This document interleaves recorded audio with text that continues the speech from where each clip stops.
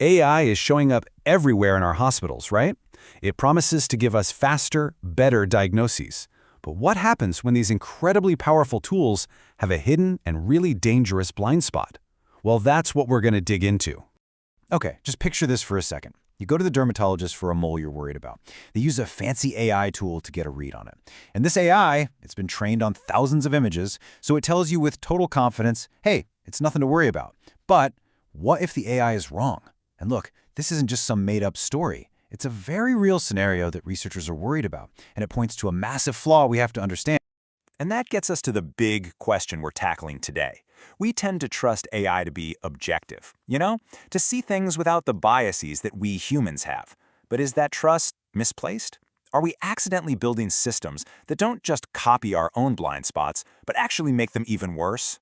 To really get the stakes here, we first need to look at a pretty shocking reality in dermatology. It's a true life-or-death paradox that perfectly sets the stage for why this AI research is so important.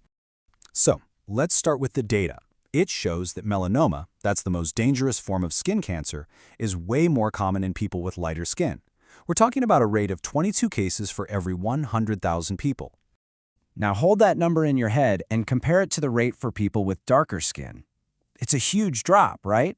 Less than 1 case per 100,000. So just looking at these numbers, you might think the risk is pretty low. But that assumption, well, it's dangerously wrong. And here is the paradox. Even though the cancer is much less common, patients with darker skin are almost 4 times more likely to die from it. And a huge reason for this awful disparity is that the diagnosis comes too late. The cancer just isn't being caught early enough. This is exactly where AI is supposed to help us, but is it? So to find out, a team of researchers decided it was time to put these medical AI systems to the test. They set up a pretty clever experiment to see if a top-tier AI training dataset had a hidden bias. You could say they were basically putting the code itself on trial. The whole test was designed to see if this bias was real. The AI models were all trained on a really common dataset. It's called HAM 10,000. Now here's the problem.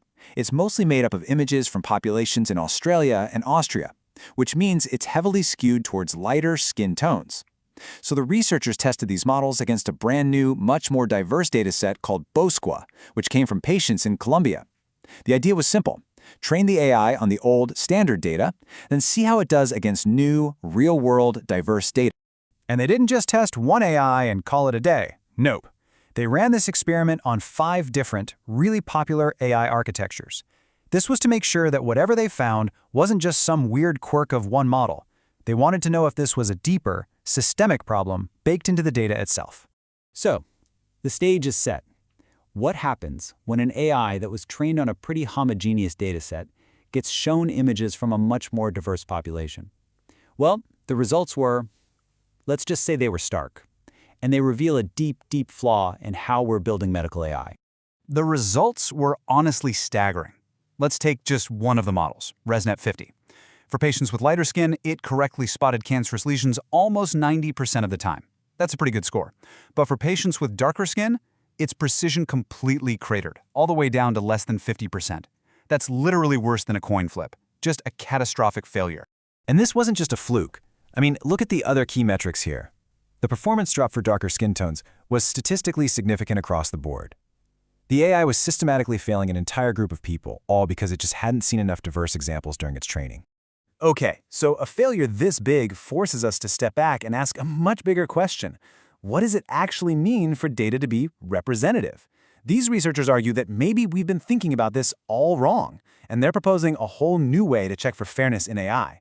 And this is the absolute key. Someone defending that original dataset might say, well, it is representative. Skin cancer is less common in darker skinned people, so it makes sense to have fewer images. But this research proves that's not good enough. Simply matching the population stats in your data does not, I repeat, does not guarantee fair predictions for everyone. So this leads to a fundamental shift in how we need to think. We've got to change the question we're asking. The old question was, is the data I'm feeding the AI representative? But the new and much better question is, are the predictions coming out of the AI representative of fair outcomes? We're moving from auditing what goes in to auditing what comes out.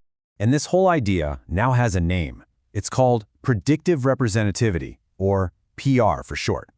It's a formal framework, a new tool that helps us measure fairness by looking directly at how the model actually performs for different groups, instead of just what the training data looks like. So how does it actually work? Well, it's pretty straightforward. The PR framework spits out a score. If that score is close to 0, it means the model is performing pretty equally for that group compared to everyone else. Great. But if that PR value is positive, that's a huge red flag. It's a clear signal that the model is underperforming for that group, and you've got a serious bias problem on your hands. Now, this idea of auditing the outcomes instead of the inputs, it's not just about skin cancer, not by a long shot. This has massive implications for every high-stakes field where we're starting to use AI. I mean, just think about it for a second. AI is being used to decide who gets a loan, to inform decisions about parole, and even to shape public policy. In every single one of those areas, hidden biases in the data can lead to unfair and deeply harmful results. This idea of predictive representativity gives us a way to check these systems and hopefully fix them before they cause that kind of real-world damage. So what's the playbook from here? Well, this research gives us a pretty clear blueprint. First, we have to shift our focus from auditing the data to auditing the predictions. Second, we have to test these models on external, diverse, real-world data before we let them loose. And finally, we have to demand transparency. We need to know the limitations of the data and exactly how the model performs for all groups, not just on average. Which leaves us with one last critical question. It's just not enough anymore to ask if a dataset is representative. We have to get more specific. We have to ask representative for whom and for what purpose. Because when it comes to high-stakes AI, an answer that isn't fair for everyone really isn't a good answer at all.